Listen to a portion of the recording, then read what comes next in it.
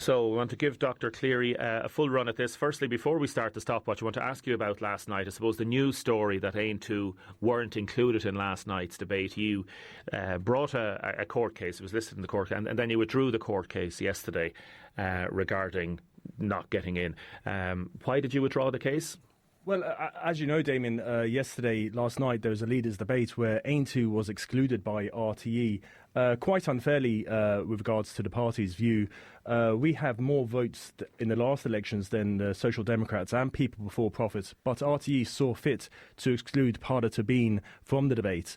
We initially sought legal advice to bring a High Court injunction against RTE because of this, but we then withdrew the application because of time constraints and also the onerous costs that could be awarded against Aontu in the event that we weren't successful, so we couldn't take that risk. And RTE obviously argued on the point of view of seats and representation, and that's what they were making their decisions on. They did, but I think we have a new all-Ireland party, and I think if we can have a full functioning democracy, I think RTE is responsible and also has an obligation to give everybody airtime as such. We have one TD at the moment. We contested the by-elections there recently. We have thousands of members, and we'll come to that in a second. Oh yes, so I think it was wrong of RTE to exclude Pada Tabine.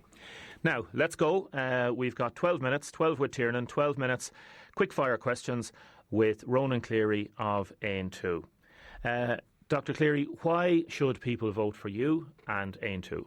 Well, Aontu is a grassroots all-Ireland political party, and basically we're seeking to break the stalemate of Irish politics and bring new lifeblood into the Dáil. Aontu is only 1 year old, yet in that time we have grown significantly, building across the 32 counties. Thousands of people have joined Aontu, and tens of thousands of people have voted for us. Currently in Ireland, I believe that we have a very divided country, not only north and south, but between those who have access to healthcare and those who do not, between those who have access to housing and those who do not, and between those whose lives are ravaged by crime and those who aren't. And I think the current incumbents, the political cartel of Fine Gael, Fianna Fáil, are well aware of the predicaments of the differences between rural and urban Ireland and all those other differences, yet still refuse to take active, proactive measures to address them. And therefore, I am asking people to give myself and other Aontu candidates the opportunity to address those concerns. Tell us a little bit about yourself, please. Where are you from and where are you living and where are you working at? Yeah, so as you can probably tell, I grew up in England. My mother and father were Tipperary and Wexford people, and like every Irishman in the 50s, had to go to England for work. But I'm very much an Irishman. I actually qualified as a medical doctor in 2014. It was my second career as such. I'm working now currently as a GP in Waterford City. I do locum jobs and I also work with CareDoc and SouthDoc. I'm recently married in October, and I'm also recently a father for the first time and my baby's 4 weeks old. So that's a bit about myself. If somebody went into your surgery saying that they were pregnant and they wanted advice on abortion, what would you tell them? What would I tell them? Well, I would discuss all options with them. All options with them. But in the last debate, abortion now is legal in Ireland, unfortunately, from my point of view, because I was part of Doctors for Life. But abortion isn't the only option with an unwanted pregnancy. And I would discuss all options with the lady in front of me. It's often a very difficult, challenging time for the person. And I would never judge anybody for whatever decision they made. But abortion is not the only option. And sometimes this government, Simon Harris, goes on about choice. But where is the choice for the lady from, say, a lower socioeconomic group who doesn't want to have the abortion but is forced to do so because she cannot afford to have a baby? The child creche facilities in this country is nearly like a second mortgage for many people. Why is that the case? Why can't we put more money into ensuring people are able to see their child between Monday to Friday? And I've read your document that's on your website, The Right to Life. Again, if this woman, as I would call her, went in to look for a travel advice to go to England, would you give her that advice? If she wanted contact numbers for clinics in England, or if she wanted contact numbers for services in Ireland, would you give her that, or would you tell her to go somewhere else? Well, I think we're now straying from actually what I do in my clinical point of view rather than from... Is she entitled? Do you know under law, is a woman entitled to get that advice from you? Are you obliged as a doctor to give that advice? Well, the advice is freely available. The advice is freely available in the community. Yeah, but from an Aontu point of view, we're not just a one-party issue. I understand. We're not just a one-party issue. We have a number of ideas to break the political cartel that's going on in Ireland. And on your policy document and on your website, which needs to be updated because it says that Stormont wasn't still not sitting, it is actually sitting now. Farming in rural Ireland, you talk about farming, you talk about rural Ireland. A lot of people in this constituency are in the farming area. It doesn't give a specific policy in terms of would you reduce the national herd. What's your view about the national herd? Well, the national farmers and agriculture and fishermen are the backbone of this country, and they have been shafted by Fianna Fáil and Fine Gael. Rural Ireland has been left behind. We aim to propose the equitable beef pricing bill there in the Dáil just before it broke, and it's basically to prevent the below-cost selling of beef. There's no other person in industry or in finance that would work at a loss. At a loss. Imagine working for at a loss. But that is what the beef barons and this government expect dairy farmers in this country to do. Also, the fishermen, the common fisheries policy, that has to be addressed. I don't know if you've seen, about 2 or 3 weeks ago, there was a programme on TG Caja, and we have 34% of the EU territorial waters. It's only 4% of the quota. That's absolutely scandalous. And why should we accept that? And we have to send someone back to Brussels and renegotiate this. Okay, renegotiate. In terms of the national herd, you're not sure about the policy on that? No, the national herd is obviously very large now at the moment, but this has to be addressed. We can't force culling. I know, and that's why I'm asking the question, because I don't see anything in your policy documents about this. It was mentioned last night on the Leaders' Debate, and I've asked every candidate about this. Of culling the national herd. Yeah. Well, if we have a sustainable national herd, that is the best option. And that's as far as I can put it. Okay, that's fine. Beef farmers, though, need to be treated with respect, and our agriculture industry needs to be treated with respect. Undoubtedly. And that's not currently happening at the moment. On the environment section of your policy document on your website, you talk about building a sustainable, environmentally friendly nation. You talk about small wind turbines. Are you in favour of wind energy in communities? Well, I know that there's plans afoot to put a wind farm off the Copper Coast, only 5 kilometres off the Copper Coast, with these monstrous windmills of 260 metres tall. I'm not sure exactly the dynamics in that, but there's varying. I've read an article on it, and I think that's too near. Okay. I think 5 kilometres is way too near. I'd be more interested in respectful tree planting. I mean, why can't we plant 3 or 4 million trees in the country, reforest areas that were previously forested back 1,000 years ago? These are much more ecological friendly. Planting hedgerows, bee-friendly hedgerows for our pollinators. There's so much more options to controversial wind farms.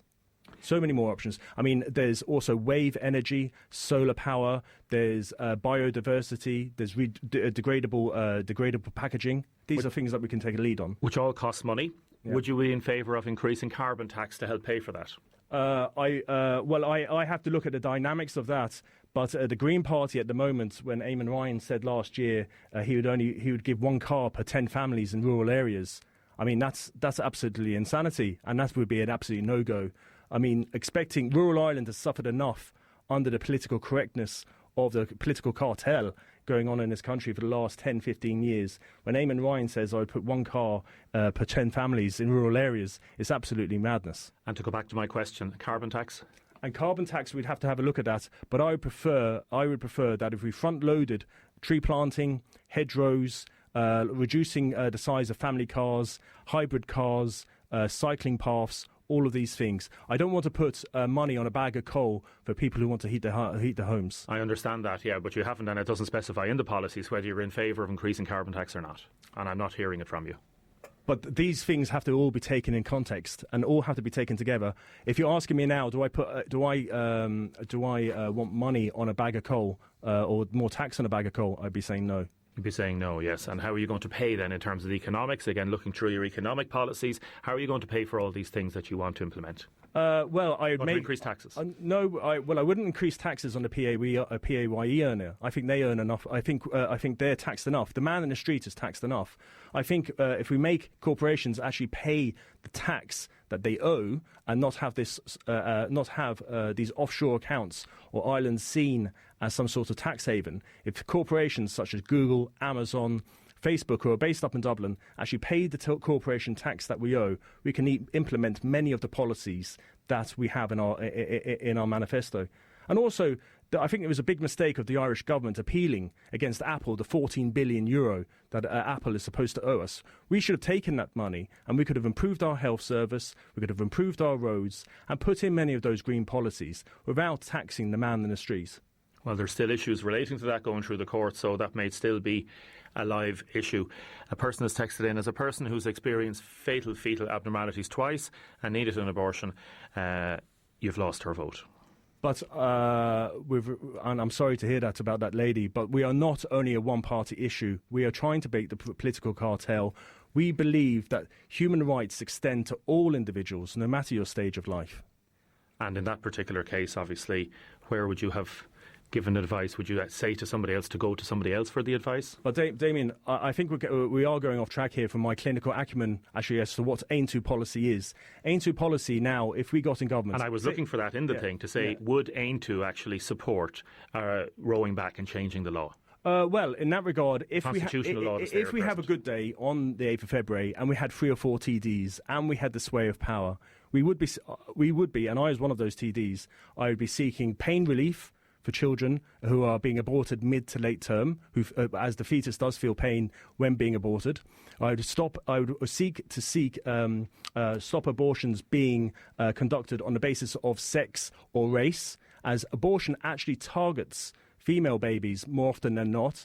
And I think it's wrong. I think it's very wrong that a baby is actually aborted on the virtue that it's a girl. That is not right at all. So if Aontu were in government, would you look at reversing the law as it was changed in the last few years? Well, at this point, we have to win hearts and minds, and we have to win the narrative. I still stand behind my point of view on that abortion is not the option for a lady having an unwanted pregnancy.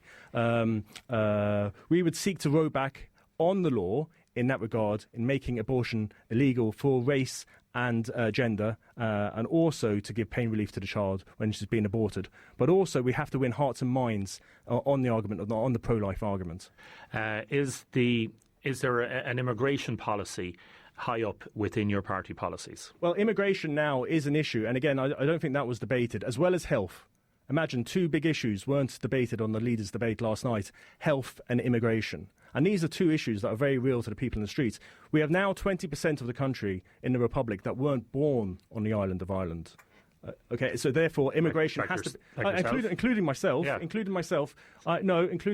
But again, I'm talking about the new Irish. I would consider myself an Irishman. I'm talking about the new Irish that have come into our country. And one of them is my wife, who is Polish. Yeah. So, but we do have to have a debate, a rational debate on immigration and sustainable immigration. We should welcome the new Irish with open arms, but we also have to realise that we can't... When does the new Irish become the old Irish? Like, how do you make the distinction? Is there a time? Well, my wife would be one of the new Irish. She's been here for 10 or 12 years. She's now married to myself. I suppose my mother and father went to England in the 50s. I was born there. Ethnically, I would be Irish. My wife... Ethnically, she admits she is Polish, not Irish, but she's one of the new Irish. You've got 15 seconds to sum up. Why should people vote for you? Well, I think I've been hearing on the doorsteps, people want to change. The old political cartel that run this country, Fianna Fáil and Fine Gael, have forgotten about rural and regional Ireland. If people wish for a choice and people wish for a real option, I would ask them to vote for myself, Dr. Cleary, and Aontu on the 8th of February. Dr. Cleary, thank you very much for joining us this morning. Thank you, Damien.